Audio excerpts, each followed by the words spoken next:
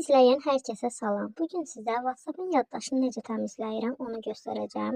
İlk öncə WhatsApp-a daxil oluram və 3 nöqtəni basıram. Parametrlərə daxil oluram və yaddaş və datanı basıram. Yaddaşı idarə edin sözünə daxil olursunuz. Burada üstdə gördüyünüz kimi WhatsApp-dan sizə gələn şəkil və videolar hər biri burada yuxarıda görsənəcək. Hal-hazırda açmaq üzrədir, yəni.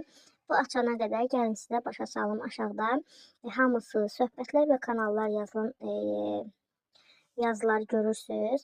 Baxın burada məsələn kanallar olan bölmədə biz onu qruplardan gələn şəkilləri, videoları silə bilirik. Amma kanallardan silmək olmur. Ona görə də buradan girib rahatlıqla silə bilərsiniz.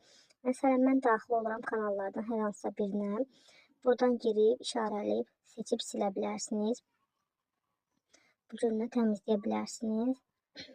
Daha sonra gördüyünüz kimi artıq açıldı və burada hər biri görsənir.